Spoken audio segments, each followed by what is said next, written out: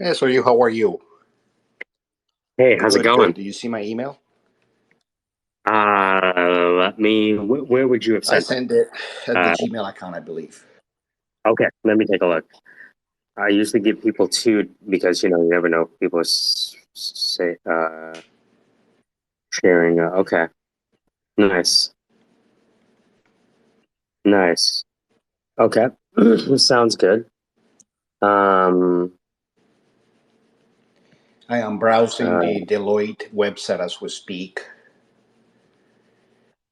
okay, nice. I think I might actually have you might still be at Deloitte.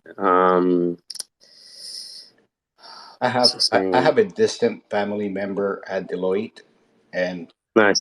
I applied for a position that requires knowledge of TPRM, which is third party risk and assessments. I would imagine. Mm-hmm. And so that's something that, as different companies, you had to contend with, right? But I never sold anything like this. So I told the person that I'm in contact with, I told her the short answer to your question is no. I don't have experience selling that. However, that's something that we had to contend with in the industry, and this is an area that I would be very eager to learn and get up to speed. And so got to be honest with those qualifications because it doesn't most, and they start asking key questions of the sector, and I don't know the answers to it. I just look foolish, so may as well be upfront with them. It's all a function of who you're talking to, Yeah, yeah. you know? Um, Let me see how I worded my email to her. Let me see. um,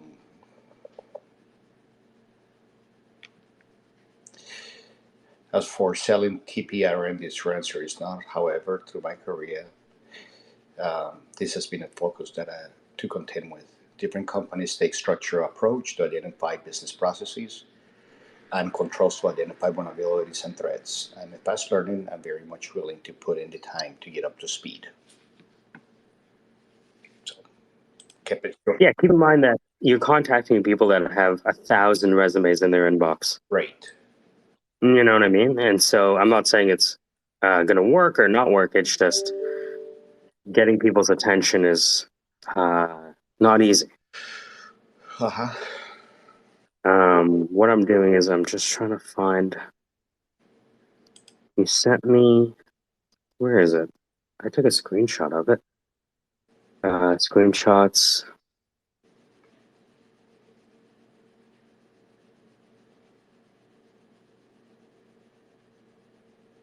Hmm. Got it. You're on LinkedIn? I am. Um, uh, a friend of mine.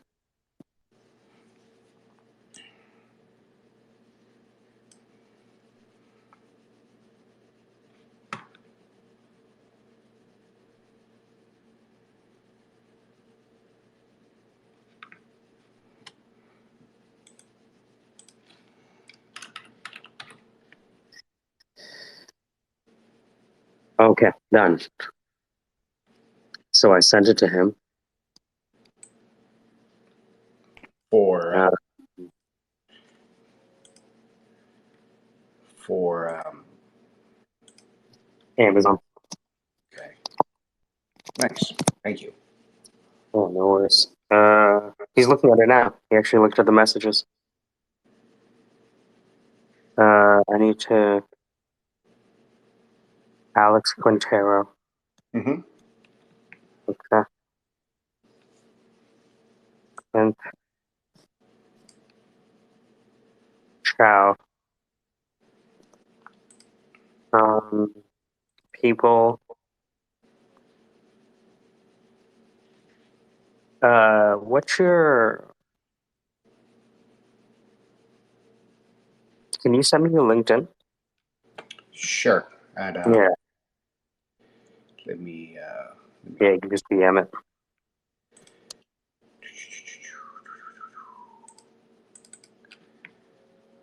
what I'll do, I'll send you my Word document resume, and Oh, is in the header. I added it recently. yeah. I just need the link because he's on LinkedIn. Okay, hang on. Yeah, Hang on.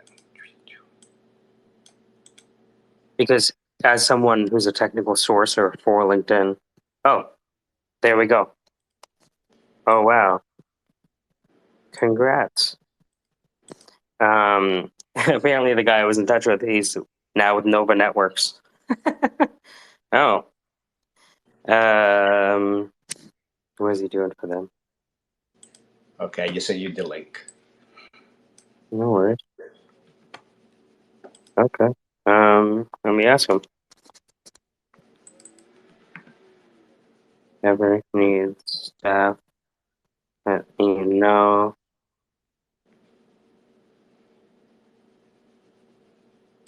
Well, I told him, hey, well, if you ever need staff, let me know. You've always been helpful towards me. Why can't I pay it back? Mm-hmm.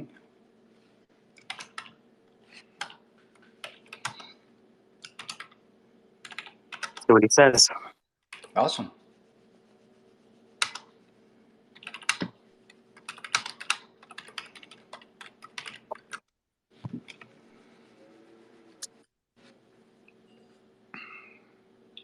He's typing back to me now.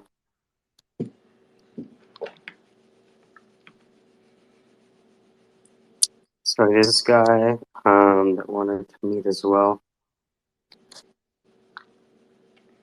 All right.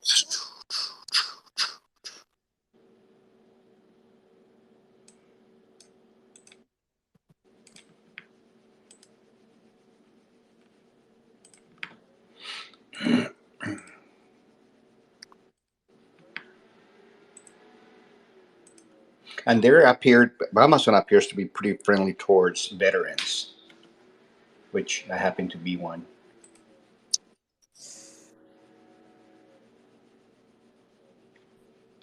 Makes me think. Well, at the very least, when what's his name is free, uh, um, KC, Mm-hmm. right? Yeah, And we do the sales calls for that IT dash harvest. yeah. Um, what we'll do is we'll just do the calls together. Okay, Because sales are sales, right? People are people. Industries are industries, but most industries are the same because the people are the same. true. You know, maybe that's kind of naive, but I've found that people remain people no matter where they work. Very true.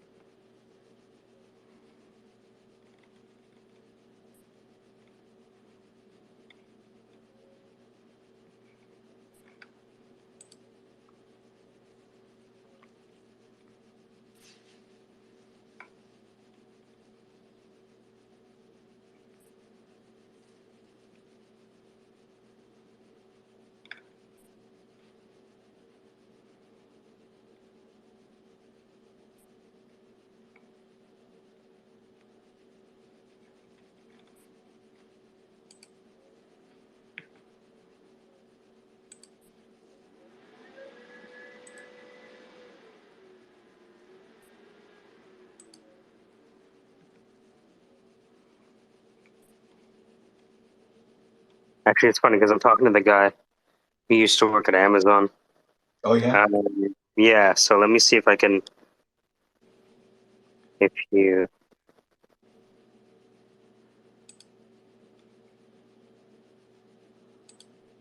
All right. So, yeah, funny enough, he asked me if I had any open roles, so I told him what we're up to. Okay. All right. Yeah, I told him basically, yeah, we have a collection of people that represent capital, people, process, technology, doctrine, and leadership. And if you need one of those things, let us know. Okay. Right? So we'll see. Let's see what happens.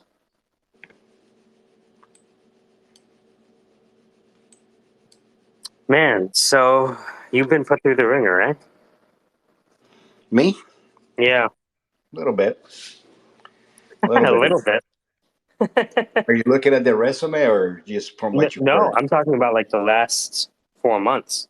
Yeah, it's been a challenge for sure. It's I started thinking about it and then trying to look at the positive side of things, and I'm like, let me talk to Casey because Casey and I had become pretty good friends. We never met face to face, but he has been a gentleman and a scholar, and so I says, you know what?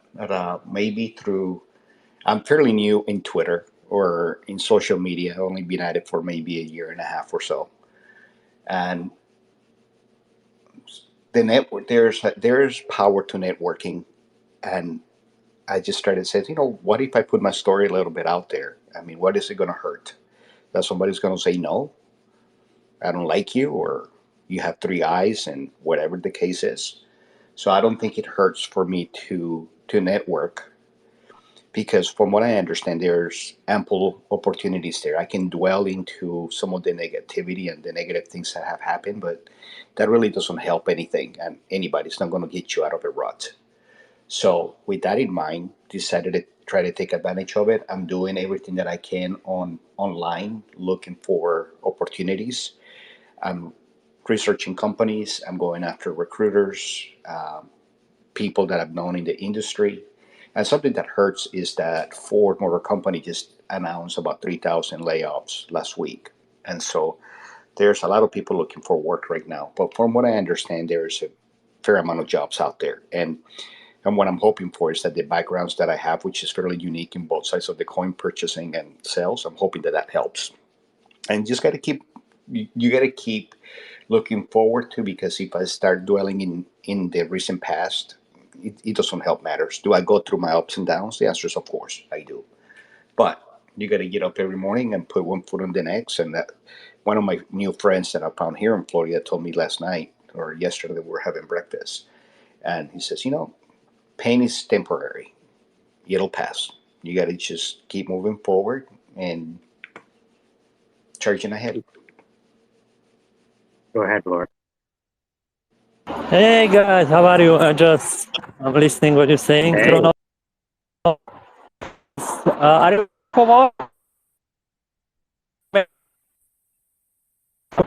from millionaires?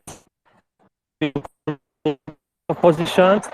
We could have a look if you want. I can message you the name of the company.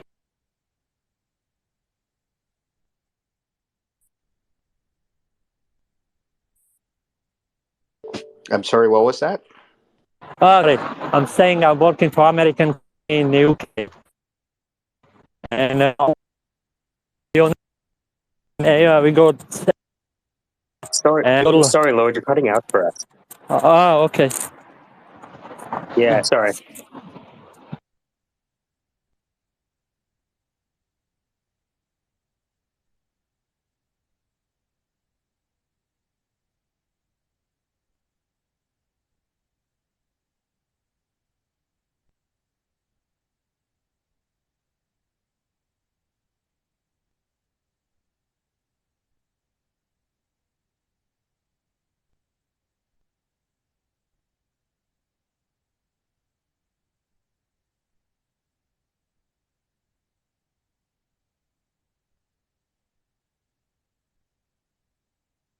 It's interesting because the guy, the technical sourcer, I'm chatting with him now, and he said that he knows someone who helps people get jobs out of the military. Okay. No, I mean, I've been out of the service for many, many, many years, but But the I'm hoping. discipline hasn't left. Correct. Correct.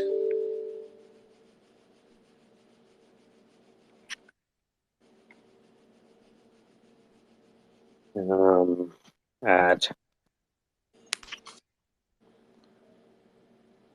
Robert.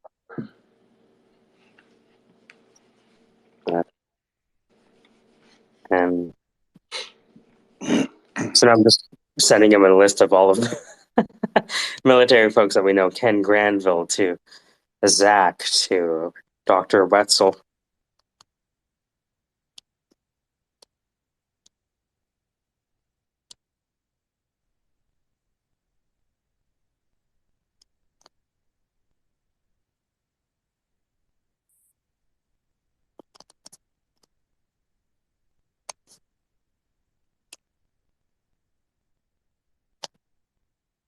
So who's this guy hiring right now?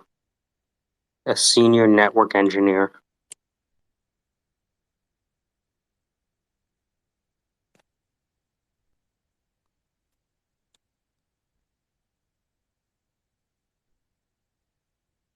Who else are they hiring? Nova Networks. N as in Nancy, O V as in Victor A, networks.com. Empower your career. Oh, they're looking for a salesperson. Ah, Ottawa.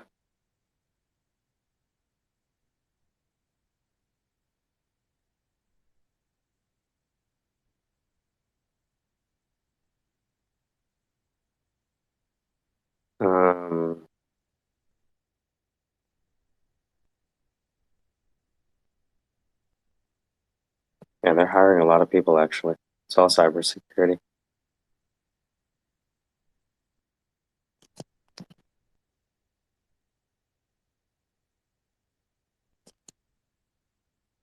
Who do I know in Ottawa?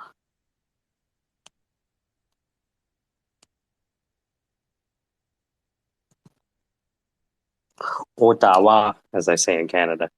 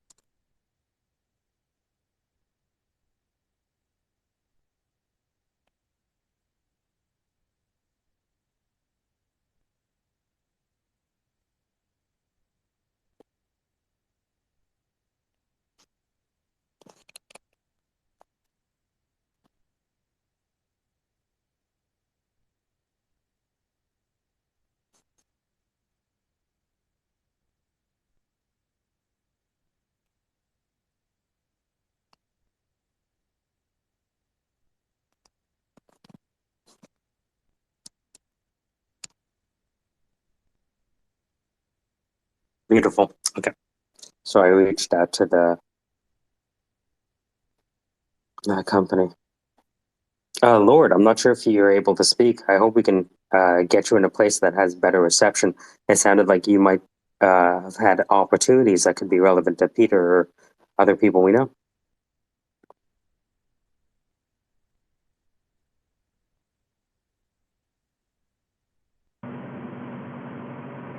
Yo, mic check. Can you hear me? I can hear you now. On the road again. On the road again. Yeah. All right. So, Hey, Ron. hello, Ron. Good morning. How's the day going for you? 7:30 in San Francisco. Yeah, Mondays I usually wake up around 6 to kind of catch up on the week. I rarely do external stuff on Monday or Friday. Most people hate it. I mean, externally, if to receive something and ask.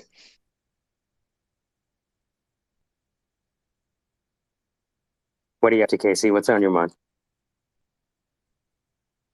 Oh, nothing. I'm just heading into the office, into the branches, just checking in, seeing what's going down. Nothing really. Just driving.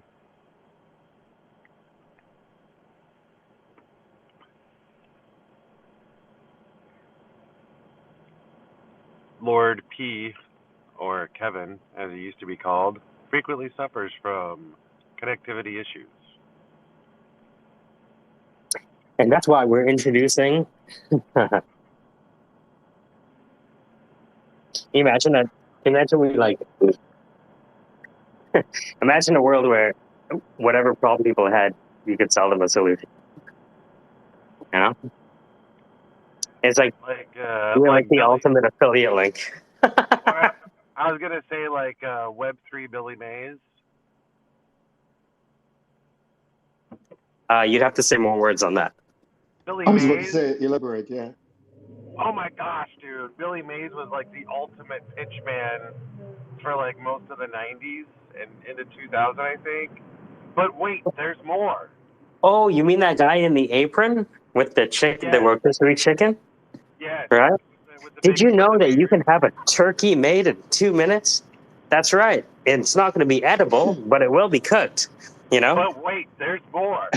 KC asterisk, the first 20 years of my life was spent in my home country of Israel. There were no Casey Mazes there.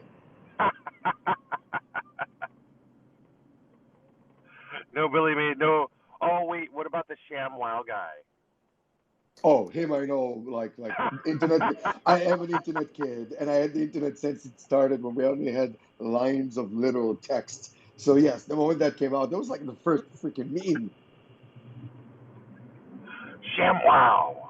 Dude, there's all of these. You can look up the Trini version, the Jamaican version, the Guyanese version. Dude, if you see the West Indian versions of this stuff, it's crazy. It's so funny. Hey, you want that slap chop while you make the ting? It's good, mate. You're right. It's amazing. I'm definitely gonna look that up. That sounds awesome. That's why we hated the dubs for Japanese anime back in the early 90s because of exactly that. They had to think really quick, like our speech coach said. I'm like, we hated it. Purist, well, I'm like, no. Give me the Japanese, I'll deal with the translation. My mind would learn something new rather than hear that terrible American voice.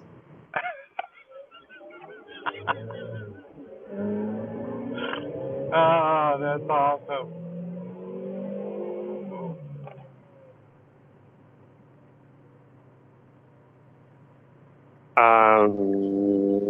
You're in San Francisco. I just met a guy who's recruiting for a cybersecurity company now in Ottawa, and so we're just talking about sharing contacts. I stretch my back, you stretch yours, or whatever. However that phrase works. Yep. Crazy. You knew that I had background in security, but that was like my origination story. I haven't done Shut up. anything with code since. No. Checkpoint is where I got poached. I was in an insurance No company, way. 16-year-old. Yeah. I was tech support help desk at 16 for Checkpoint an certified security administrator or whatever. I was employee 173 and it grew to Shut your mouth. 3,000 when I was there. I was, yeah. My first startup was a hyper growth one. Good luck having that again to your career.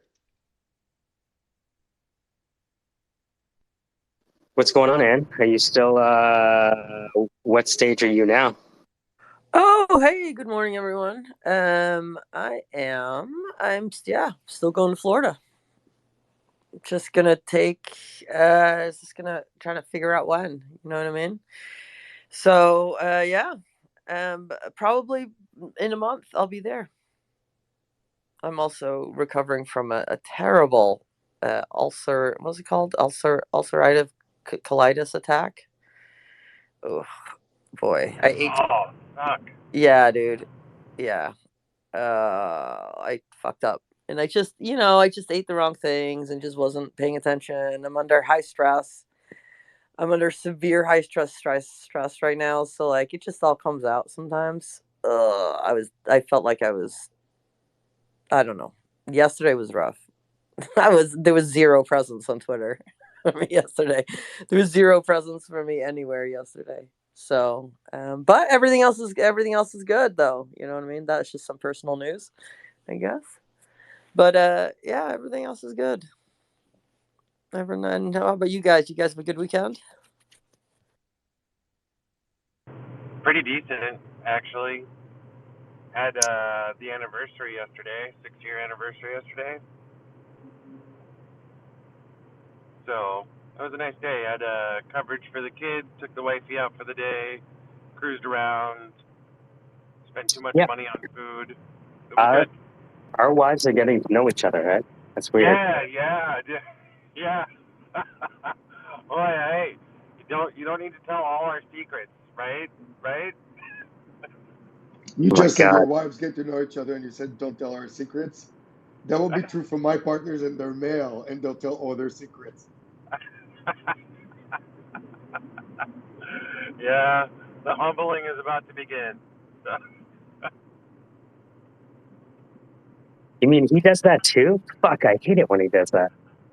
You know, and then they start. It'd be funny if, like, in the end, the syndicate ends up conspiring against me. You know what I mean?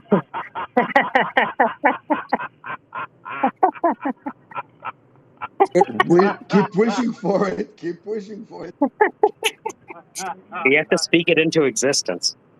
Like, to me, if we can Manifest, just, man. Be present. Manifest, man. to me, if we can just manifest the whole thing, that just like speed up the process where I become the villain. You know, let just move this right along. You know, maybe I'll become hero again and then villain. Maybe the hero The is the twist villain is during the the singularity. hero never knew he was the villain. The villain never knew he was the hero. Yeah, right. The hero wants to save the day. The villain has something to prove. The sidekick just wants to help, and the mentor has something to teach. And they all F it up. See, I like the Together. idea. I like the idea of crossing them and getting like the villain mentor. Yes, that's where it I gets interesting. volunteer. Yeah, the villain mentor. Why don't they ever show in movies or theater or any kind of story? Because we have the archetypes, we have the hero's journey. Why would somebody should actually write a Joseph Campbell's anti-book to the hero's journey with the stages of becoming a master villain? That would be phenomenal. Well, what if instead of Ooh, that going is good. That so what if instead of going clockwise, we went counterclockwise? Exactly. Start with the All other one. right, Go back to that's your an original idea. Wait a hometown, minute. and it gets Isn't That's that an the idea. whole? and Wait, it's a that's the whole. fantastical. No, It's a wait. That's fantastical. the whole premise behind the Joker. That's the Joker movie. Okay, so let's make more Joker movies. I heard those sell. Okay. But Casey, you're confusing anti-hero with an actual bona fide villain. I'm going like you start from a humble location in a town or usually it used to be a village, and then some supernatural occurrence that creates a disaster that pushes you to call to action. That's where call to action came from. Then you have a gatekeeper you can defeat, in which the mentor or the wizard shows up. It gives you a magical tool or ability to move through the gate to kill that. But let's reverse it. You remember the hero goes back to his village and the village is not interesting anymore. Let's start with the villain starting with ending at an awesome place he started. It's like, shit, that place sucks. Okay, so the final step in the hero's journey. Let's start with number 12. Okay.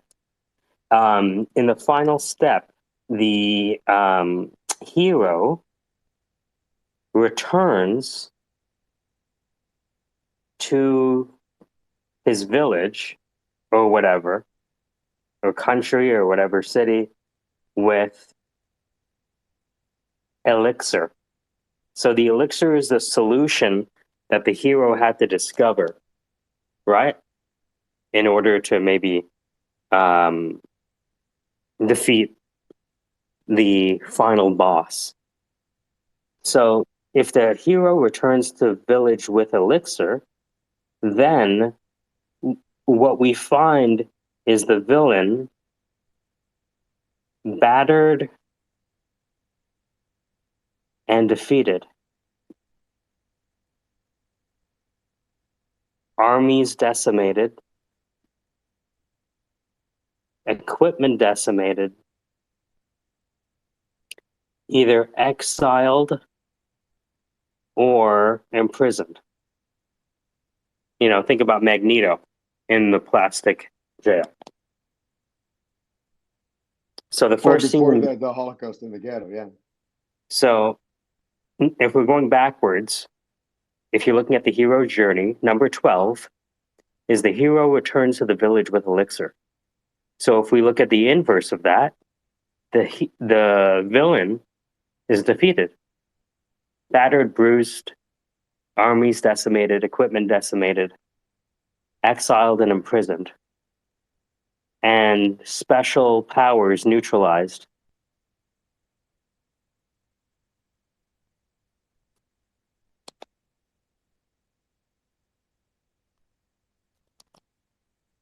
What's interesting is that instead of writing the story, Right.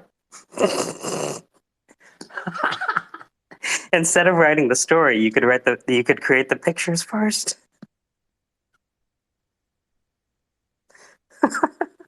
Yeah, just make sure that your anti-hero hits all the marks, right? Right. So let me try that. Tawambo, everyone. Tawambo. Let's try it. Again, we can talk about whatever you want to talk about. I'm just interested in this idea of building out a narrative that starts with the villain and goes in a reverse order through the because it like we know these things work, right? We know that the legend of Bagger Vance was based on the Bhagavad Gita. You ever heard that before? Yeah, we have like what was it, 13 clear origination of story arcs in our Mm-hmm. collective subconscious, and they repeat themselves pretty much everywhere. The functional pattern is created. The design pattern can be arbitrary. So, what are you going to do with the basic archetypes? Are you going to express them in a sort of cliphotic way, or in their straightforward? Well, if you think, I know what you're talking about, like the mentor versus the Joker versus the warrior, all those. Well, this is more like the tree of life being divided into the klipot, or how it manifests in in meat space, and then kether, which is the crown, and the idea, or the instance, the spark, right? And we're all the sinew and meat in the middle. But klipot is like the well, kind of like the shadow self, if you're going to start getting into the archetypes and how they're expressed. But I'm just wondering, are they, they're going to be archetypal motifs, or interventions, or some sort of brushing up against the larger crystallization? Um, should it be dark and menacing, or should it just be the straight presentation? So let's get everyone on the same page. So what we're talking about is the Sephiroth, but not from Final Fantasy. It's like a Kabbalah tree of life, and in the Kabbalah tree of life, it looks at the hero's journey, and they don't call it the hero's journey; they actually call it the fool's journey. So the way it works, to Melwell's point, is that this conception of the universe starts from light, which is Kether, the crown. And light becomes wisdom, which becomes understanding. Wisdom is like the male intelligence, and the understanding is the female embodied intelligence, where we bring it down to the meat body level. Then we have harmony and strength, power, and law. Sorry, no, we have love and kindness and strength, power. It's all at the top, right? And when you look at tarot cards, your tarot cards are basically built off of this. There's a tarot card not only for each node, but for each edge that connects a node in this. I always felt that if we came from light and are now in the kingdom of meat body, then I look at what's happening with technology and AI is that our meat body is traveling back up the tree of life, back into light. Are you all familiar deeply with the studies of the Kabbalah? Because just a quick tangent, my parents were cultists, and I call it cultists because they drowned in it from my 13th year, which is a year before I came out in Israel, to my 28th year, which is about 8 years after I left Israel altogether. Um, and do you know the purpose, or do you know what sits at the core of light expressing itself, or light going into a limited vehicle environment? And there's a difference between a vehicle, a channel, and otherwise. But do you all know like where that comes from? Like, why is this divinity idea of light, which is infinite, omniscient, and omnipotent, is expressed in meat? I mean, I think we should hear it from you because you come from the seed of where that knowledge emerged, right? Yeah, no. I will never be that hubristic to even claim some I ignore. can say that. You get to be bashful, but I can say it. No, I'm the no. recruiter. I, I want to be about humble that I say anything, everywhere, anytime, because that way I leave room for some bias to be kicked in my face and then learn a better world. That aside, So the whole idea of the Kabbalistic teaching is if you learn to move away from being a vehicle, which is a closed entity, to a channel, which is an open entity, that's your way for growth. It's widening the channel of life. There's also an oxymoron core edit. So yes, of course, we're expressed in different ways. And by the way, it's only the seven spheres initially, because 8, 9, and 10 really don't belong to our even ideation. It's not. It's kind of like this ridiculous idea of wrestling with an infinite reality as a finite mind and body. It's nice and it's warm and it's cozy and it comforts a lot of people in really strange ways, but it really doesn't have room in society outside of sociopathy, psychology, or some form of psychosis.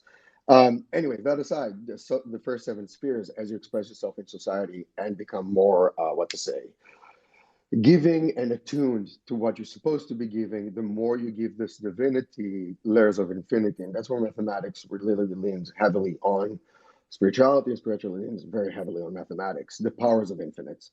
So the whole purpose of the divinity to bring itself into being in this world is to express ideas and concept ideas into actual versions Yep. or channels that they couldn't before. And I'm saying they because it's us. So if you look at the egg theory, it works really well with the Kabbalah.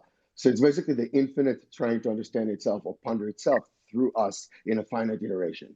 I had a software engineer who told me he wanted to create an expression engine 5 years ago.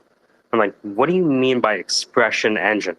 And now I'm starting to feel like I understand, and I feel like we're actually close to having the technology where an expression engine, because that's what a prompt is, right? A prompt is telling a machine is sharing an expression, right, or a conception through a prompt, and as that becomes more real time, and I mean the first person or whenever things get, I imagine it's already created because they're probably doing this where you have like this API ability to create images on the fly rather than hand typing them out. I want to get to the point where we can take this transcript and this voice transcript and the art that we I want to take this voice recording, which is an MP3, and then have the AI visualize that which is being vocalized. So when you're talking about the tree of life, we see it there. And when Malwell's walking through Kether to, Chakma to Bina, we're seeing it happen. I don't think we're that far away from it. It's probably available if you paid someone enough money. Right. But Right. And this is for me the core idea of what the metaverse is, aside from any branding or any of this sort of claim on it, that it is our shared expression of what our experience is. People are making jokes now about how we're our consciousness is the uncurling of the universe experiencing itself. And when you say it that way, it does sound a little silly, but it's very I'm platonic. saying, The smallest movement is the rotation of a body on itself. well, it goes round and round, and what goes around comes around. The snake eats its tail, on and on. There are just so many symbols that refer to this movement. I mean, I think of David Bowie's song "Station to Station" and what it meant, and these fumbling expressions of this by people like Aleister Crowley, who for Anglo or Northern European world, it probably shed a little bit of light on these ideas that Ron was speaking about so lucidly. I mean, talk about light. You went from Kabbalah to Aleister Crowley and Western magic to back to crystal and then infinite talk life. I like it. Nice. Well, it's just I'm just going through the cards, just pulling out the best ones.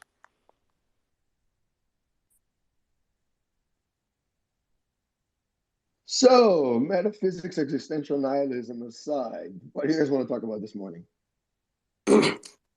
Well, I'm in the background. I just typed in villain, battered and defeated armies killed, exiled, imprisoned, special powers neutralized.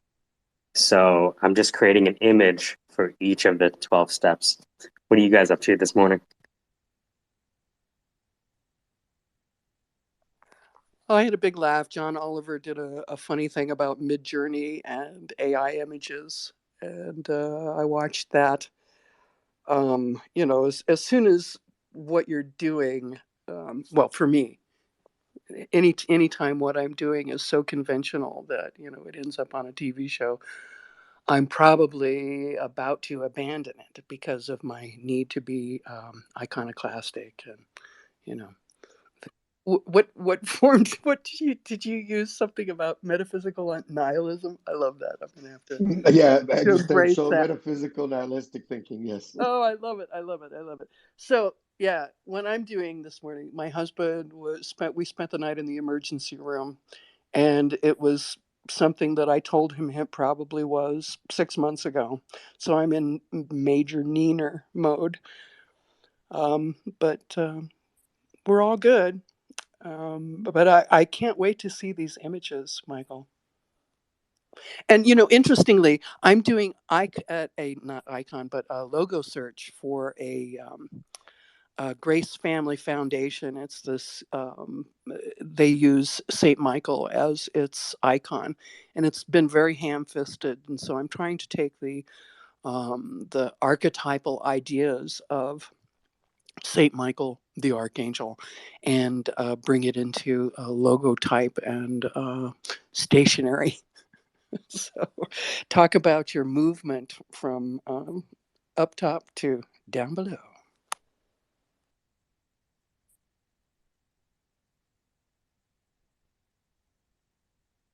I'm going to be writing this in a way that, because I'm writing this with Dan in mind.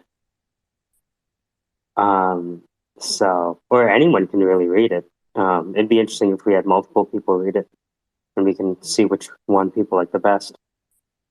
But I'm going to post the first image right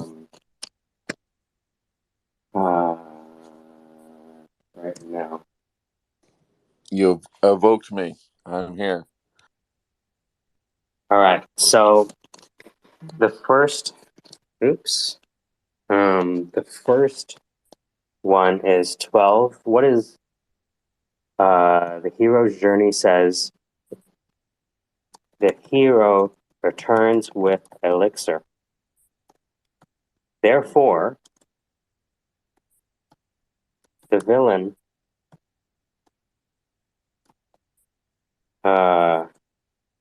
so battered, defeated, exiled, armies decimated. Kind of sounds depressing. Yeah, right? Yeah, it's the hero shame spiral right there. Yeah. But it's really one of the Or better the places. villain's Everybody wants to ascension. see the hero fall anyways. He's the only person that hasn't compromised himself enough, right? He's put himself nobler than others because he's What do you willing want to to call the fight for the villain? cause and die. What do you guys want to call the villain? We need a name. I actually have a villain I've created. I call him Grimbal.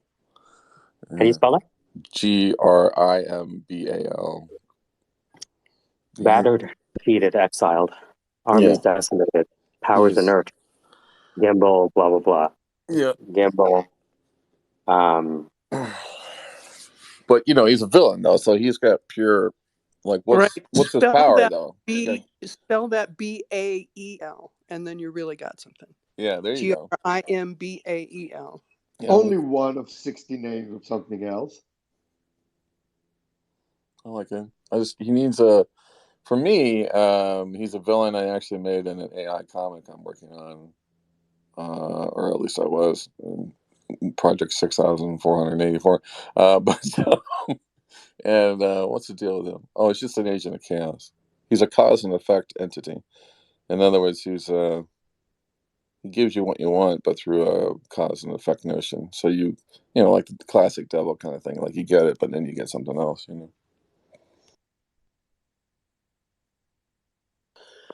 So I have a little story to tell. There's, the Prometheus story. And I don't know if you could actually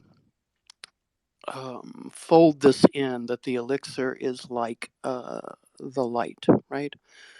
Or the spark fire. But here in northern New Mexico, a lot of the people are actually colonists from like the mid 17th century Spain. So they have this very dry sense of humor. They were escaping the Inquisition, and a lot of them were crypto Jews, and they decided to reinvent themselves here as Catholics and secretly practice Judaism quietly. But the story about Prometheus is he was chained to the rock, and for his efforts of bringing us light or fire, the gods chained him to the rock, and these buzzards came and ate his liver every day, and overnight he would heal. And so the saying about workaday life is new day, same buzzards.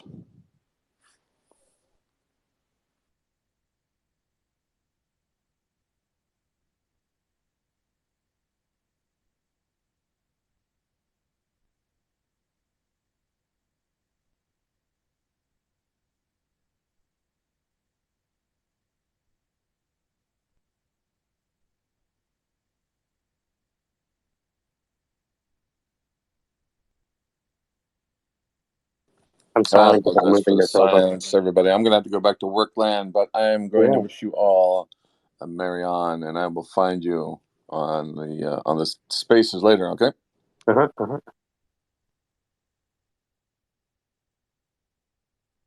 So here's the first one.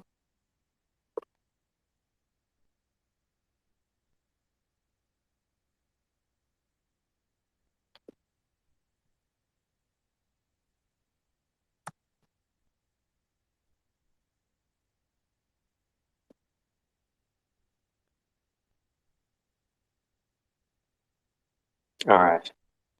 I'll put this at the top. Pretty sure I can finish this off in no time. All right, the reverse hero's journey. All right, check it out.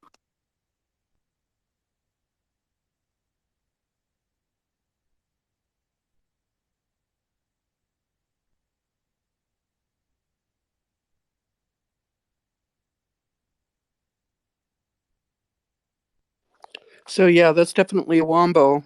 What style did you for? I can't remember. Uh, Generate. Does it tell me? It doesn't. Can no, go back. no, you can go back and reflavor the Yeah. same.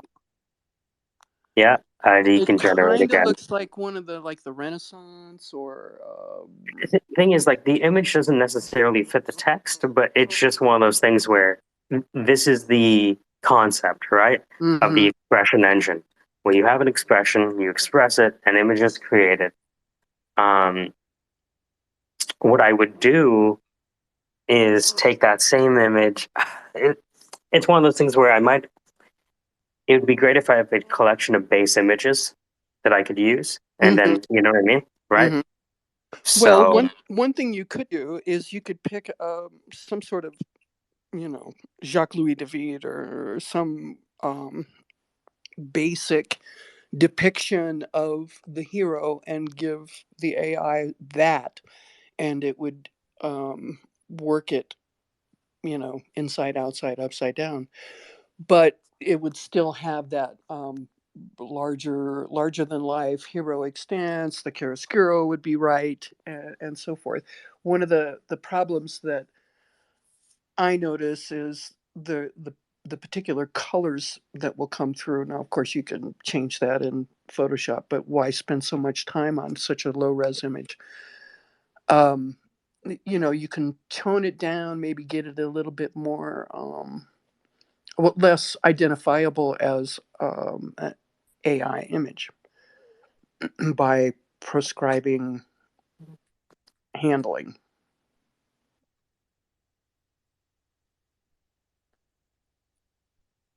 Fusion. It's actually like Well, probably the best for this I at the mean, moment. And then this is what I would. and then process that in a Yeah, different way.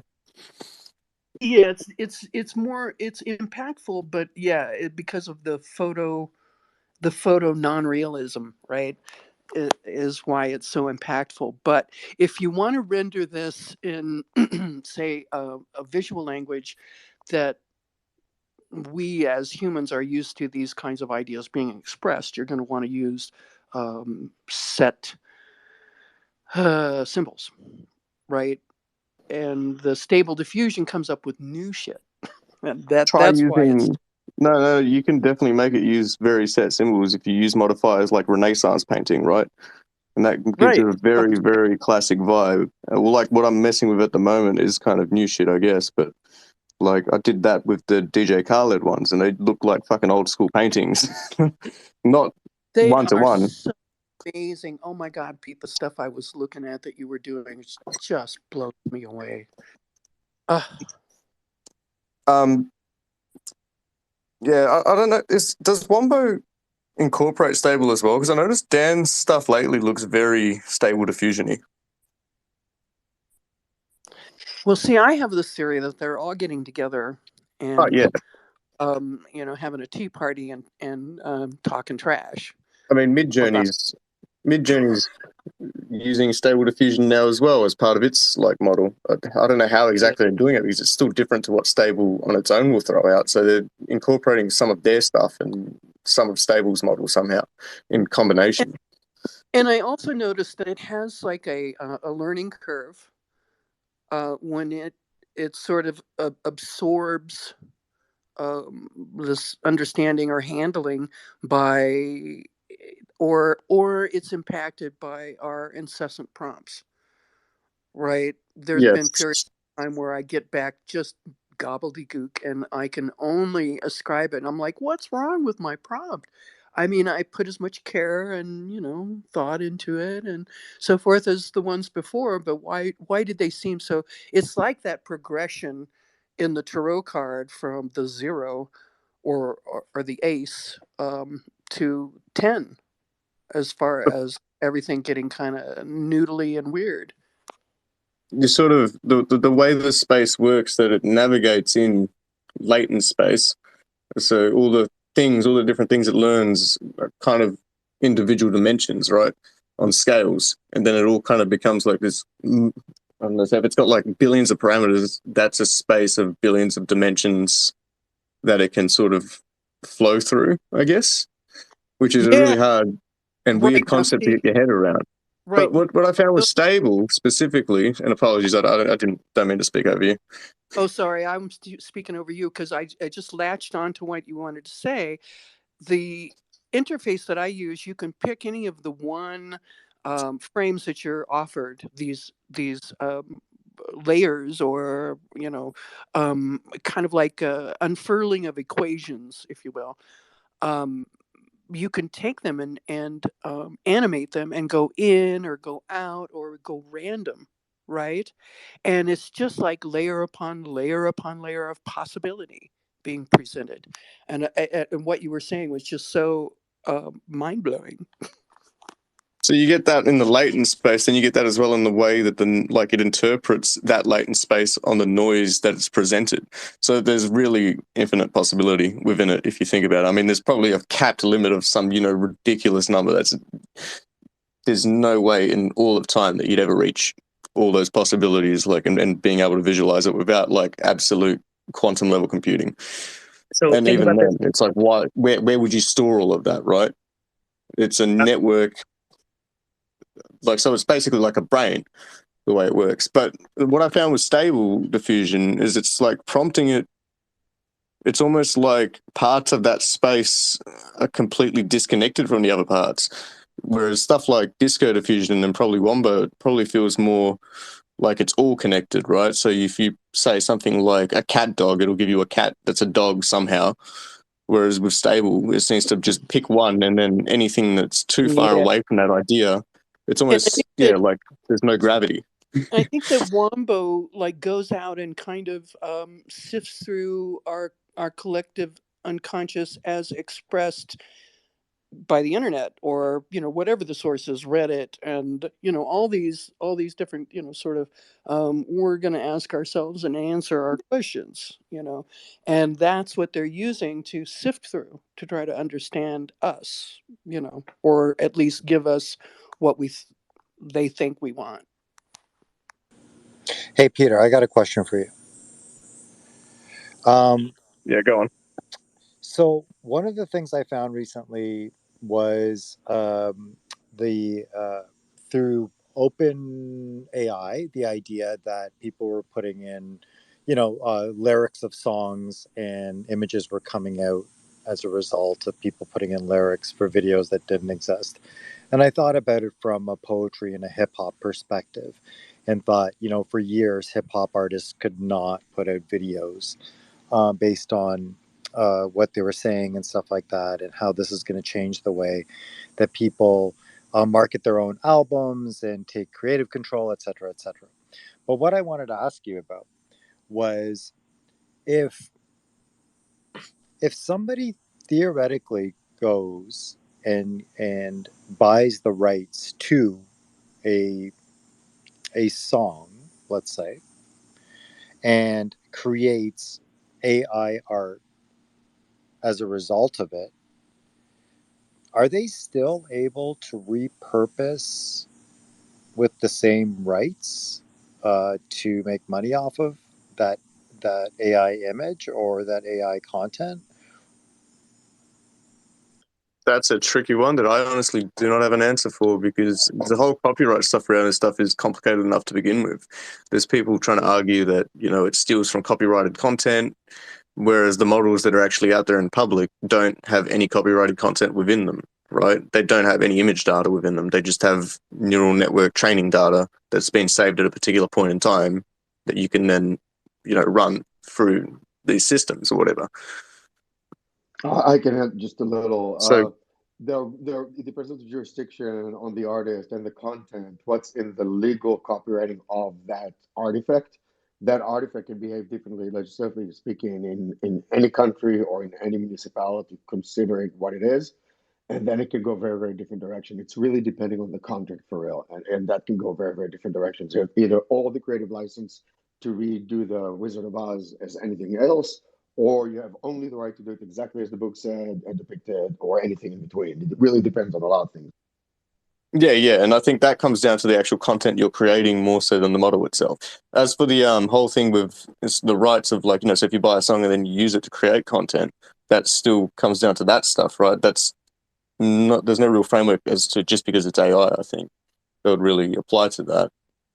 At the moment, it's still very new and there's hardly any framework around it at all. I think there was a case actually where someone tried to copyright for the AI, and this seems, I keep hearing that there was a case that someone tried to copyright content that was produced by an AI generator, and that because of that, they said that the human can't hold the copyright. But I'm pretty sure the article that I read was saying that the computer can't hold the copyright, and therefore it's no copyright, because the person was trying to file it for the AI model, not for himself. He was trying to say that. What are the terms of service for using Midjourney? You can use it Well, up to a certain point. You don't want to go down that path. They make you start paying them royalties if you make over something like 10 grand off of their work that you've done with their fucking platform. It's 10 or 60, I can't remember what it was. Is that actually true? Yeah, if you read their terms of use in terms of copyright, everything is free to use and sell how you want up to a certain point. If you end up making a certain amount of money off of it, they want you to pay them royalties. But enforcing that is one thing. I mean, I suppose that the one downside is that they're a Discord platform, so everything you prompt in through them, they'll be able to see that you've used that. So if your content is obviously making like millions of dollars, and it's something that you've prompted through them, and you're not paying them, that's going to be very obvious. So for the uninitiated, what's going on, DK? I haven't seen you in a long time. For the uninitiated, You went from being a roof carpenter to having your artwork shared by the number one or number two podcaster in the world now. Sorry, had to. Can you describe what Disco Diffusion is? How you found it, how you started using it, and how it's changed your life? Just to bring everyone on the same page. Well, the one thing that's changed my life for sure is that I fucking can't seem to stop talking about it. It's the worst part. It's like there's that meme about DMT. It's like, oh, once you do DMT, you know, you're always talking about it. And Oh, so you're I like feel a like that with vegan this stuff. AI artist now? I get it. Peter, I'll Oh, I'm just say definitely not one a thing vegan, with man. We what you need to eat just meat. mentioned, Terence in McKenna opposite of to all the the rest. AI art movement. God, sorry. So terrible, eh? Terence McKenna, sorry, just had to drop that when you were talking about DMT and It proselytizing. it's CrossFit for basement dwellers. I don't know. It's pretty funny. No, it's more just the fact that, like, once you get caught up with it, and especially if you, I guess, I see it happen all the time, even like on Twitter Spaces with people that are just playing with the stuff. They can't seem to stop talking about it. We love it. And Well, see, it's now hard that because then goes with my theory that AI is part of the whole meme generation, and I mean that by making, not age, and that basically it just wants to be propagated, and it's using us to propagate itself. probably because at the current stage, it's definitely not really AI in what we would consider generalized artificial intelligence with consciousness, right? It's machine learning algorithms that have an incredibly deep neural network, but they're not really intelligent per se. Right. They don't get jokes. They don't get my jokes at all, right? So, Well, I that mean, might not be the. Well, no, actually, never mind. well, yeah, I mean, I'm making a joke in making that joke, I was but trying to do the same. yeah. But the thing is that The AI would get that. memes are successful because they're ripe for it's like the old adage about puns, that you knew that your pun was really deadly when people groaned, because the groan was not about the joke, it was about how they could not wait to get out of the room so that they could tell somebody else, right? And so when you see a meme that is just perfect, man, you are right there with the screen capture and getting that thing because you can't wait to share it. And so I think that the whole idea of language as a virus, and some sort of virus that has to be shared, and of course the jokiness of it, certainly that is us and our understanding. But I have seen some interesting AI generated memes that have some sort of weird distant thunder of humor. I don't know. But do you It's feel like, definitely some of it, from man. a generation standpoint with meme culture, do you feel like um, we eventually are expected to stop learning?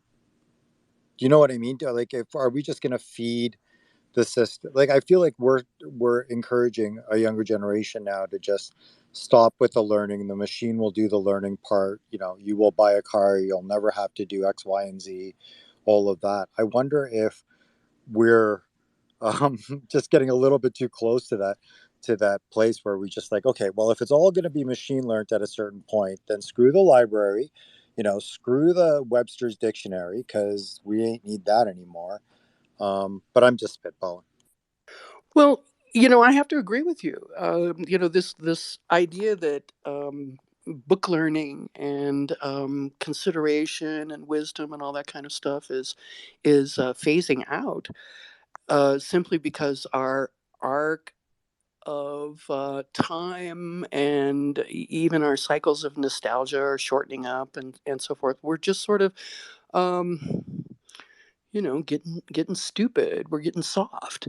But I I do believe that there's different kinds of intelligences, and that just because we've approached this kind of knowledge in a particular way doesn't mean that that's the only way. But there does need to be some breakouts, and this is why I kind of tend to gravitate towards spaces like this, because we have these kinds of conversations. I am going to have to go, though. And thank you all for a wonderful conversation this morning. And Always lovely when you're in the room. well, Thank you. thank you for. Peter, I want to hear that thing after, but go ahead, Manuel. Oh, there's a. Yeah. Yeah. Get. This was the first time I've ever been co-hosted, and so I'll get the hang of it next time, if there is a next time. Thank you. No, absolutely. I want to welcome a few people. I feel like one of those old school fucking Twitter Spaces people. I want to welcome the new speakers to stage. Hey, what's going on, Jeff? It was good seeing you, DK. Hi, everyone. Hello. Howdy. Hello. Peter, I'm really curious what you had to say about the quote unquote end of intelligence, because I had a strong kind of argument, but I want to hear yours first. I kind of agree in one way, because I see it happening, and one thing that really worries me is I grew up with this stuff, right? Like, not so much the way that the kids now are growing up with it. That's the part that scares me. I grew up with it like dial-up internet, and then instant messaging and forums, which were still like largely unmoderated, but also not algorithm based in the same kind of way. These algorithms scare the living fuck out of me. I can feel myself getting, like the deeper I get dragged into this kind of world, the more it starts to feel out of my control a bit. But not in necessarily that I don't have any personal, what's that word for it? Like, the power over it. The agency. The agency. Not that I don't have the personal agency to just say, okay, fuck this, I'm getting right off of everything and just whatever. But like, why would I want to, right? And kids these days are growing up with things like iPads, and they're already on TikTok. And TikTok is probably one of the most dopamine-inducing platforms, which is why it's so, widespread, which is why it's one of the largest ones out there. One thing I've noticed already is, like, I've posted just a couple of videos on TikTok, and they've already got more views in like the time span of a day than like some videos that I post on Instagram will get in the time span of a week. So it's kind of like that enables the creator, but it also makes you wonder how that content's getting propagated, how it's, how much time are these people spending on these platforms that they're just getting like an absolute new person's content, like fed directly to them. In one way it's good, but in another way it's like, if you're constantly being fed new content, your brain's just going to get stuck there, All right, so the silver lining for everyone. If you look through history, there's a lot of white papers that are kind of not necessarily overlapping, but definitely sending the same message, and I will kind of cover three real quick. Most people are dumb, they're stuck in doing stupid things, and they don't really want to challenge their intelligence or their inherent biases. That stops there.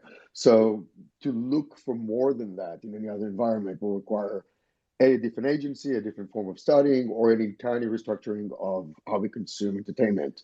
So what I'm trying to say is people with sticks and stones, let's say 400 some years ago, or wooden swords 600 to 800 years ago to where we are now, the level of interest in either consuming or being in an echo chamber or not moved from individual to, let's say, society size. Now it's global size. So you're right, the consumption now became a lot more global and a lot more varied, but the echo chambers are the same. Also, the curiosity to learn about it is the same. That moves us to item number two. Your curiosity and the fact that you feel unease at what you're creating, both by echo chamber, your reach, the specific interaction that your influence has on others, and vice versa, that is actually a signifier of A, critical reasoning. B, that curiosity will be somewhat immutable, if not downright immune, to anything that's not privy to you either learning more or wanting to learn more. So in other words, even though the vehicles are faster and the reach of their influence is far, far, far wider, your innate desire to learn more, understand more, and experience more will put you at odds against those echo chambers. And of course, they're maligned. Look at Facebook's famous experiment with 70,000 people becoming suicidal. Of course, the dangers are way larger than the stick and stones of, let's say, 52 200 years ago versus where we are now. So yes, art has a lot, art and creation and being influencing other people through the medium, whatever artifact you use, has moved a lot. But people who want to challenge themselves and challenge the system they were born into will always do so. There's a lot to show about it, and through this forum right here, right now, you see that curiosity. So I honestly believe that the reality of those who challenge the system, those who challenge architectures, paradigms, build new paradigms, specifically the builders of new paradigms, specifically the entrepreneurial translator from chaotic extremes to mainstream, those generally are the same in terms of archetype, regardless of where you throw them in the centuries of humankind. So that's my low silver lining. Kind of funny you say the word architect there, because when I was growing up, I used to want to be an architect. I used to love, I used to play a lot, The Sims a lot, and it wasn't to play the actual game, it was just to build like interesting houses or whatever. Now I'm working as a roof carpenter, so I'm building roofs, but it's, set to plans and they're all little dog boxes and the industry shit, but that's irrelevant. I never ended up going down the path of university because, for one, I was too, what's the word for it, too intelligent for my own good. Not that I'm calling myself intelligent, because I am absolutely a You're dumbass. not wrong. You were too intelligent for your own good in that environment. But for my good in that environment, right? So, like, instead of studying, I was out there experimenting heavily, with drugs, alcohol, whatever. Not because I saw it as a fun time, but because I was like, well, what is this consciousness thing? How far can I push it? What happens if I press this button or that button? And like, how can I bring that back with me and communicate that with people in a meaningful kind of way? Because this life, The unexamined life is not worth living, and the yeah. archetypes that we share in that will always challenge the things we consume, including the ones that are psychologically subversive, like now, and the algorithm that become a lot smarter at subverting us to them. We will still question them. Oh, absolutely. But the other thing that I wanted to say earlier was when you were starting to say like, oh, but then people, what if society gets to a point where people aren't, able to buy cars and things like that, or, buy their own house or whatever. What if that's just a paradigm of thought that we're stuck in from a consumer perspective anyway? We're living just to work, just to make money, just to pay our mortgages, just to pay off our car loans, just to do whatever for the most part. That's what the average life is. And that's fucking sad. Like, it's actually sad that we're slaved into it that way. Because Okay, but wait. in one If sense, we right?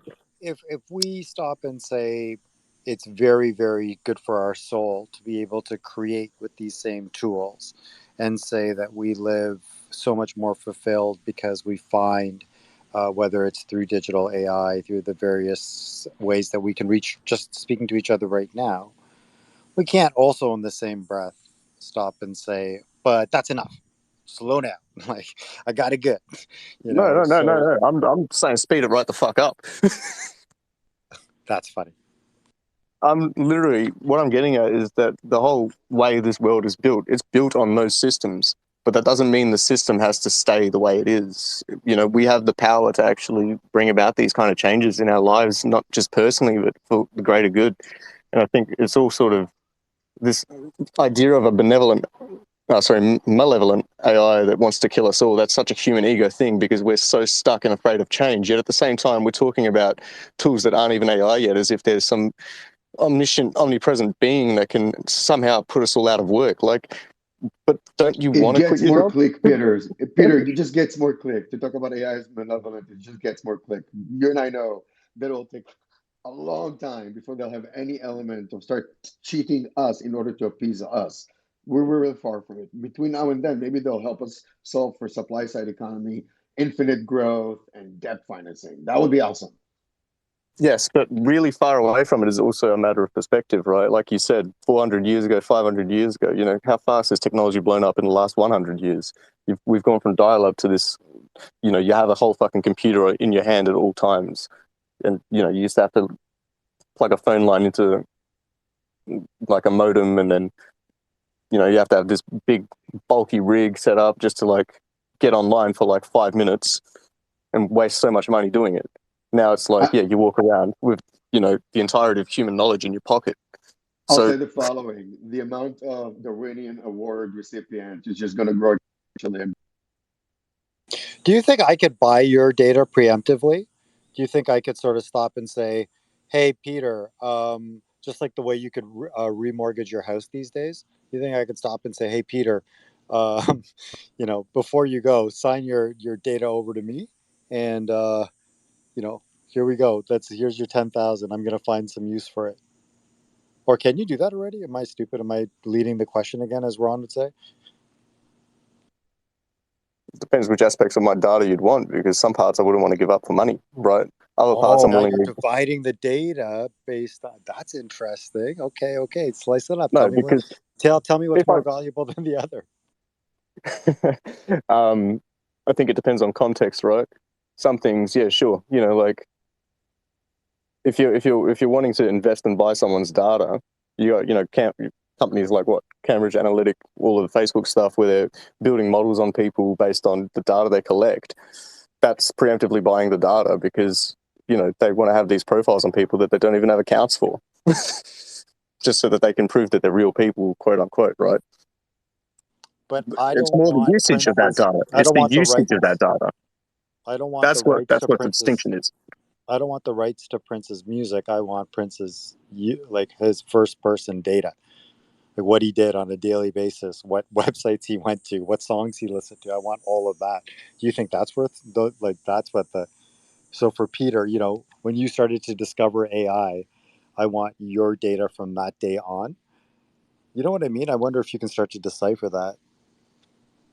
That's a tricky one because I think there's some debate about the moral and ethical issues of that. The other side again is what's the intended use for it.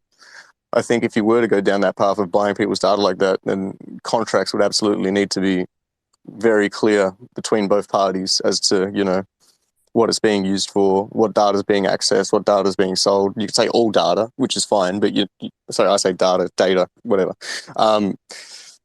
That's just, it's one of those things where I think the individual needs to be as informed and aware as possible, and then whatever it's worth, it's worth. Like if they're willing to give it up for free because they feel that it should be out there for free, for example, like I could say that I want to go and put all my prompts out for free before I even run them. And I know people that do that. I know people that make some amazing animations and they just post all their prompts online.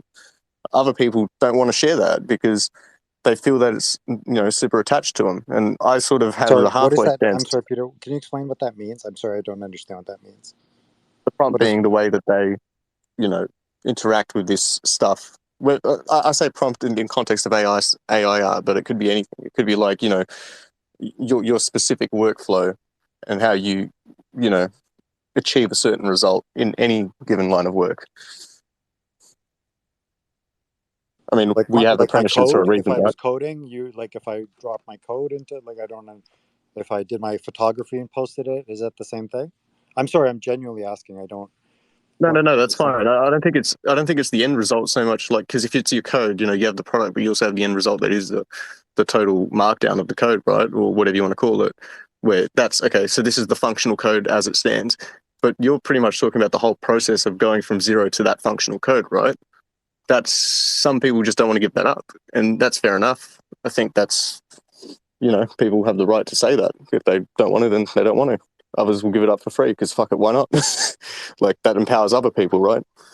Gotta ask a question. Are we talking about specifically people doing so right now as a person or as companies? Because there are at least five companies at the top of my head that literally scan and crawl and aggregate the entirety of your online persona.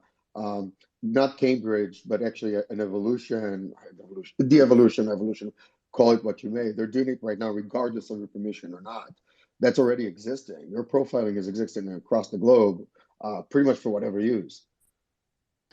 Yes, I but know that's scary, right? I think what I was more sorry, Peter. I'll just be very quick. Just the idea what for me was the question around first person because that's the most valuable. Still, you look at every white paper or every conversation that ends up happening as a result of those companies you're referring to. It ends up incorporating third party data from multiple sources. That's why I think the value of the first person data, i.e., what did that person physically do with their computer in their pocket, in their hands, in their shopping, in all of that without having any questions takes a step out of the equation. But what in our archive, like in from an archive perspective, there's generations that weren't studied this way, right? So we don't know how people progressively became connected or progressively became comfortable with smartphones, or progressively started to take pictures. So all of that comes into a situation where I think to myself, okay, like for example, when my dad dies, I want his phone, right? He doesn't know why I want his phone, but I want his phone because I know there's no way he's created a digital archive of his memories, et cetera, et cetera. So I want that data. I want that information.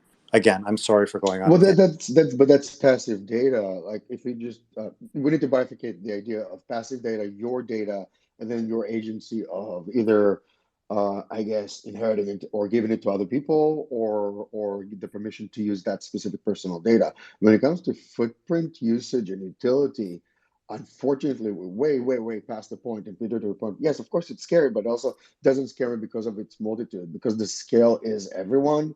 I'm not that afraid about one behavior versus another because the reality it's across the board. And even if they got to finesse, and they have gotten to the finesse and gamification, dark psychology, the gamification. Again, Facebook is the best example because the study had to come out in public. The fine, by the way, out of the EU was a fucking joke. The fact that they made 70,000 people suicidal, got slapped with, like, I think less than $1 million worth of a fine. But anyway, that's already out there. So I think more along the lines of who would be the visionaries, builders, and translators that would look at this immense swash of too much information that has the capacity to psychologically edit us on the fly for the better and worse, and in most cases for worse, because dissent creates the most engagement. Therefore, the most ad-based anything will create the most dissent, because the more you engage your screen, the more you don't pay attention to that ad you're seeing in front of you, and the more that ad is tailored to the thing you want now, the more you'll pay for it. So if we're still around that model, which I think we're moving away for, whether we want it consciously or not, it's just on the way, because again, infinite growth based economy just can't sustain itself. And we see it cracking at its outliers. So all that into account, Mohit, what you're talking about, and Peter, what you're kind of referring to, that's already a bygone conclusion. We already have all that out there about us. It's a question of what we do with it down the road. And I always think we're on the brink of extinction. And I think part of the most beautiful thing about humanity, it's on the brink of extinction that we kind of step up to the next thing. And here's the maturity of the internet, the maturity of vocational path divorcing themselves from a sense of meaning within the vocation and marrying themselves to a sense of purpose about your better self, higher self, actualized self, whatever you want to call it. The great resignation, COVID, all those things coming together to say, well, I can be me. And of course, the internet knows what me is, but I can now do that as a vocational path on top of ignoring the fact that it's being tracked, because who gives a fuck? I think the scary part is just like, I don't want to get, completely cancelled because of that one fucked up porno I looked at when I was really drunk that one time or something like that, right? I think That that's can't the. happen with the swash of a billion dudes, a billion people watching the same different porn, probably, but still pleasuring themselves on that porn, and you will not be canceled because you can't cancel a billion people by virtue of scale. I know. It's just that, there's always going to be that like sense of privacy about certain things because of like, that's just human nature, right? We all have those little things about us that we're like, oh, we don't want people to know that, or we, like even certain stories, we've all done things we're not proud of.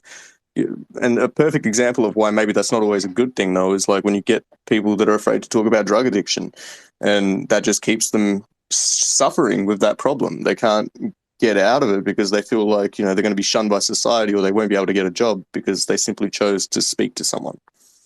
And 100. instead, they just Actually, keep using. that's a very interesting point too. We don't talk enough about how this intelligence being fed properly with an enormous amount of information could help people who aren't comfortable speaking about things like drug addiction, aren't comfortable speaking about their fears, their anxieties and stuff. We always think that it has to be a human interaction. But maybe what we're missing is some of the short-sightedness of this technology and how it could enable somebody to feel more comfortable knowing that, similar people have gone through certain things. People who have spoken a certain language have felt a certain way. People who have moved to a certain country have ended up, feeling more comfortable as a result of being able to converse or at least connect with an AI related thing. So we can't always think to ourselves that, yeah, it's this mass progression around acceleration. We also have to think there might be some short-term wins that we can't ignore that'll get people more comfortable about how the technology is in our lives.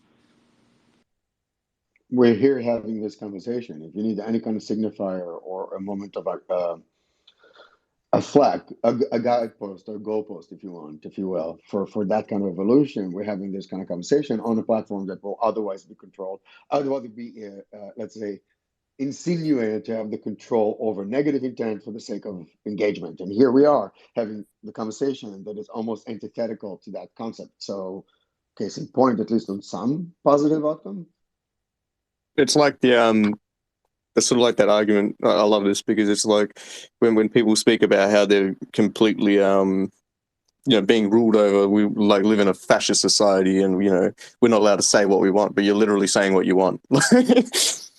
Like you're not being rounded up and killed, in the United States or whatever. It's like you have freedom of speech. The argument is that, we're losing all our freedom of speech. Like you're still free to say whatever the fuck you want. It's just that maybe people don't like that as in the larger social entity. So that's democracy as well. Just, so if we can keep that as well within these kind of spaces, in the sense that, like, they might be used for those purposes, but we still have the freedom to have these kind of conversations here. That's the same thing, isn't it? Like, I don't know. Maybe I'm just linking two completely different things in my mind. No, not really. I understand. I understand what you're saying. I think it makes sense. I mean, I think people do go overboard about what they think is perceive as their lack of freedom of speech. Sure.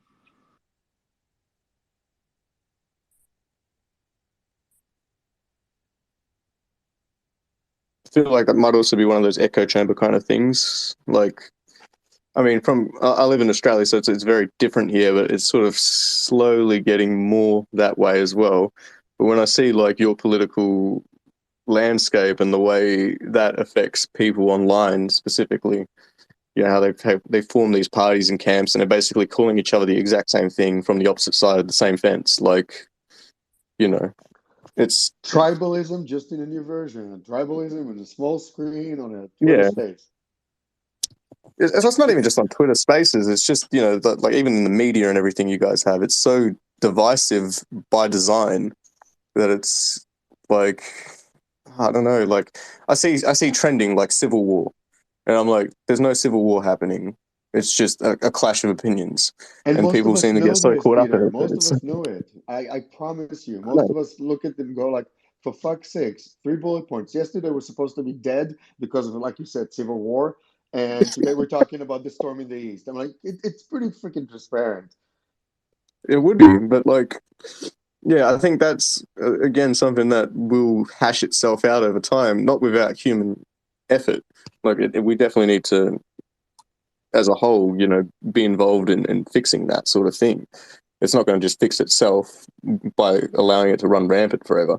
But then, who's supposed to be the one actually leading the way with that? If you trust a company to do it, it's never going to fix the problem, right? It's got to be just people having conversations and actually being honest with each other, and not engaging in that kind of tribalism. I always It's say hard that to. if you use the word they or you're wrong in any context ever, you're already starting from a position of not having good conversation with me or any other person for that matter. I like the idea of sounding authoritative because I want to feel that the best in humanity is what I want to lean on. But at the same time, the moment you start to say other, they, whatever, I don't want to sit in any conversation, even if I was just that, even if the person wants to put me in the freaking oven for the virtue of being a Jew. And they thoroughly believe that, but we're willing to have a conversation about it. And that's the premise right off the bat. Like radical transparency, radical honesty. My existing is enough for them to cancel it to the nth degree. In other words, literally burn me to death. I want to have that conversation. I would literally want to have that conversation out in the open. And I think to your point, I don't see it as they or why. I see, okay, which circumstances hurt you so much that you would feel that you can blame an entire culture and go as far as want their death. That's why I left Israel, because between being an apartheid state and being beat up for being gay for 20 years, I'm like, fuck that shit. I didn't know what I was doing, but I'm like, I don't want this. So I went around and found San Francisco and I found my partners. Great. But that level of discourse and that level of understanding, I mean, in retrospect, of course, it was 10 years later at my 30s that I learned that Israel is an apartheid state, and there's a problem of hating too much that I couldn't handle. And then the conversations with my friends that stayed behind became a lot more interesting and a lot more rewarding. So, if anything, discord and do remember that the main ingredient for any growth ever on any level, be it muscle, thought, or ideation, the key ingredient is pain. The key ingredient is conflict. So let's have it. Let's have it civilly. Hey, so Ron, can I ask you a question about that? Since you left, how is the, and because I don't understand timelines in the story, but I think it's fascinating. Since you left, how has the conversation progressed from your friends' standpoint? Like, do you look at them and your friends who've stayed behind, do you have conversations with them where it's still not progressing at a rate, or have they progressed immensely? Like, what's that perception like from your, because you can't always be wagging your finger at them, right? About I don't that's wake fingers at anybody. I did it in my 20s enough, and I learned, much like the men from La Mancha, windmills are not dragons. Windmills just make bread, and fighting them is a waste of time. So wagging fingers doesn't work well. But to your point, the ones that stay behind are you would call them social liberals here, I think.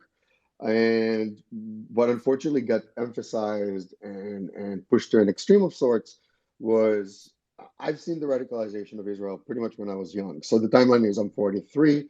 I left Israel at 20, and I've been in San Francisco for 20 years. I've been with both my partners for 4 years. So just kind of like framing everything. And I've been an entrepreneur slash startup world for 21 plus years. The Israel moved more and more to the right, and much like the United States that moved the goalpost of what is the center considered to be a center. If you would have conversations 20 years ago in Israel between close friends on either side of, so to speak, like Peter said, fence, it would go like this. You'll get a room of, let's say, 100 people, and it'll be 40 some on one side and 40 some on another. And the two solutions that they'll speak about will be a two-state solution, and the other side will say, no, we have to stay with this apartheid status quo. That would be then.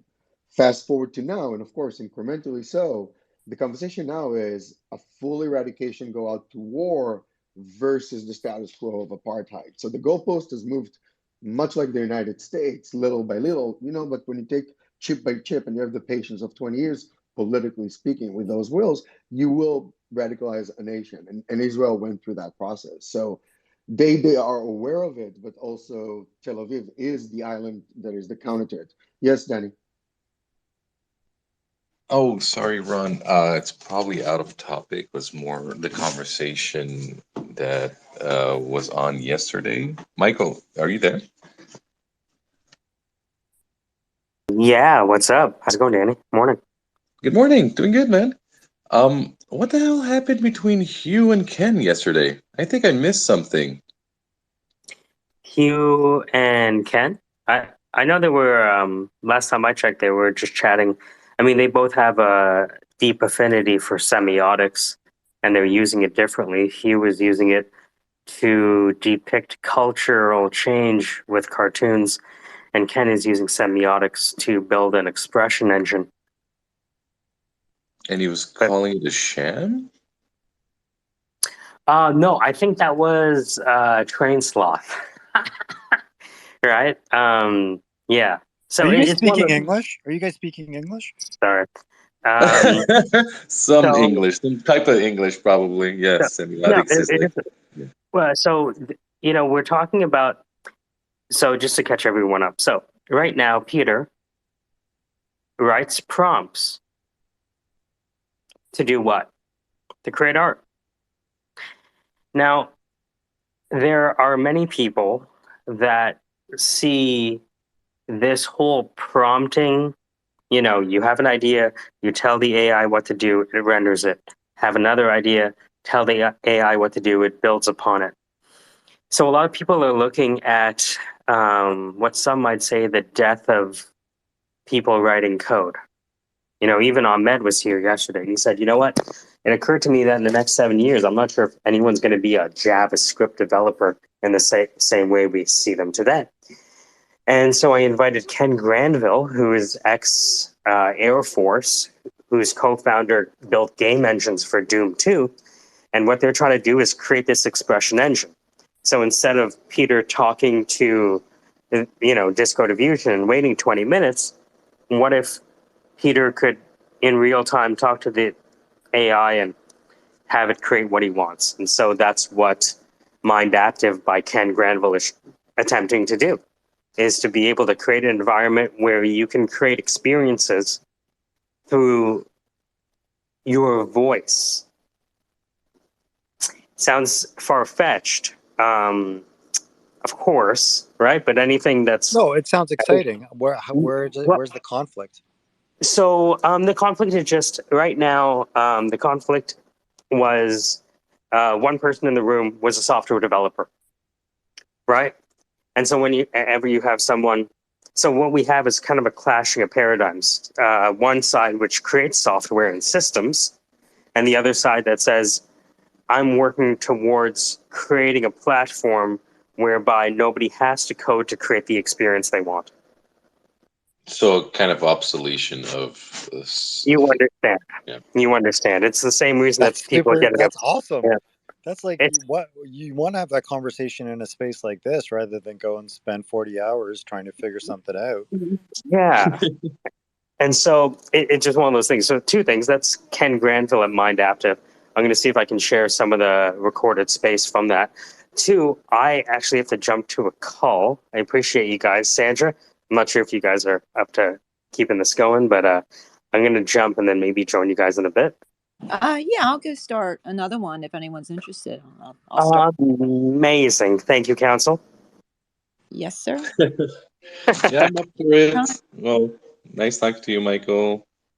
All love. Hey, look, if we're not going to get anywhere with that friction, it's just the Fichtean dialectic of thesis, antithesis, and synthesis. And that's not a clean and frictionless process, So when there's conflict, I'm a fan of the conflict, to be honest. It's always good. I'm gonna have to jump off, unfortunately. It's getting late, and I've been running on like 3 hours sleep nights, and I really can't keep doing that. I was keeping you up. You just have to move to I'll go. America, Peter, and you can You never help know. with. Yeah, you never know. You never know. All right, guys, you take care. Take care. Bye. Good night, all.